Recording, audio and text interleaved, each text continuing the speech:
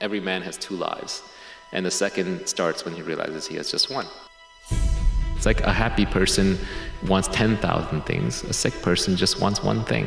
It's your unlimited desires that are clouding your peace, your happiness. Every desire you have is an axis where you will suffer. So just don't focus on more than one desire at a time. The universe is rigged in such a way that if you just want one thing and you focus on that, you'll get it. But everything else, you gotta let go.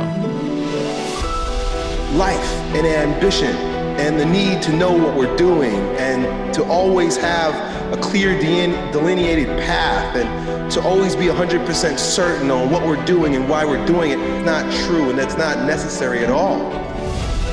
What's important is that you're present with what you got right now, what you're doing right now, and you do it for the sake of doing it in this moment, and you don't think about the future. Because there is no future and you don't know how things are going to unfold.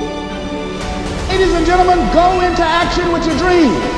And don't avoid where the fights are. Get in the midst of the fight. Get knocked down so you can learn how to fight, so you can hold your position. See, most people don't get out in the arena of life because they don't want to fight.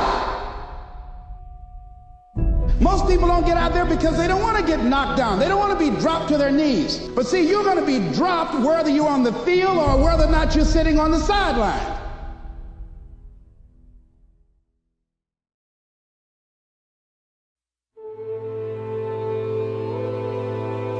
What you are looking for, what you need, is self-discipline.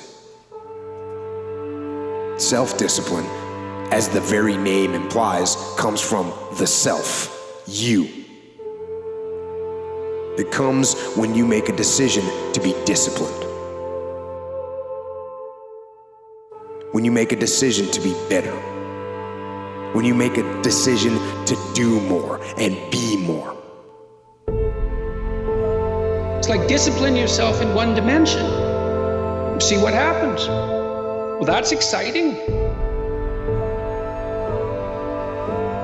The best we have might not always work,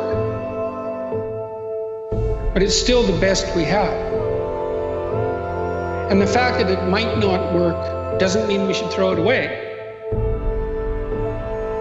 It's still the best we have. I mean, everyone dies, and so we fail in some sense. The fact that a symphony ends doesn't mean that it wasn't worth listening to.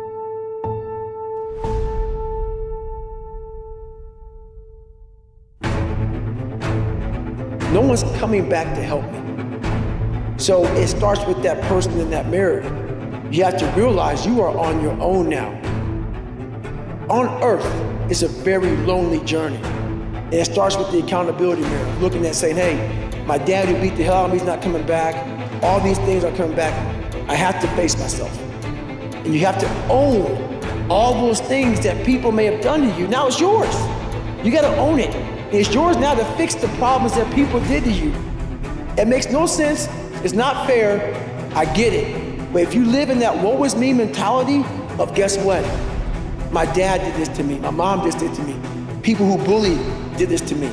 You're gonna always live right there.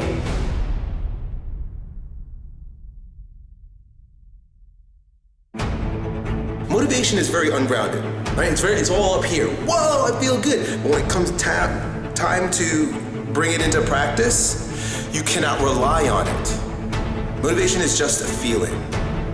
Grounded action is what gets things done.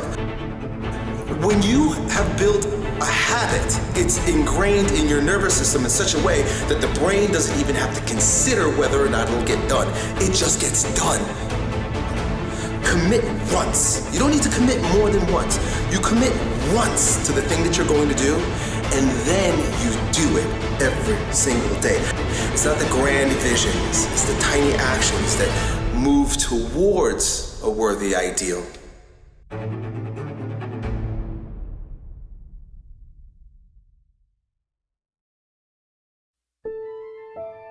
What makes it hard is your lack of belief that it can happen for you. The fact of it is, though, it's very doable. See, but you got to change, though. If you keep doing what you've been doing, you're going to keep getting what you've been getting. Nobody's journey is seamless or smooth.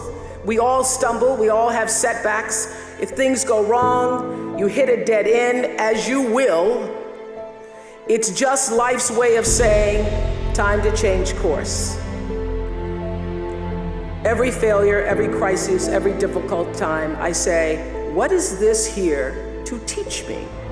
And what I found is that difficulties come when you don't pay attention to life's whisper, because life always whispers to you first. And if you ignore the whisper, sooner or later you'll get a scream. Whatever you resist persists, but if you ask the right question, not why is this happening, but what is this here to teach me? What is this here to teach me? It puts you in the place and space to get the lesson you need. So if you're at a place in your life and you ain't happy with it, you have to change some things.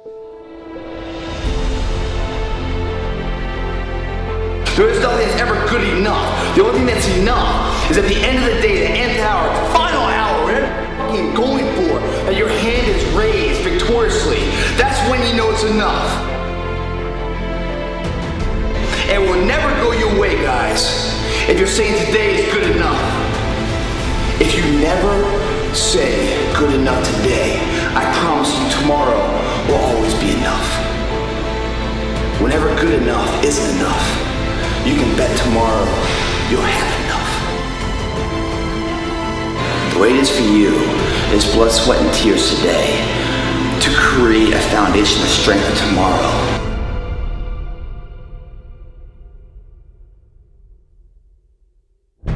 Those days combined into whatever dream you want to be a reality.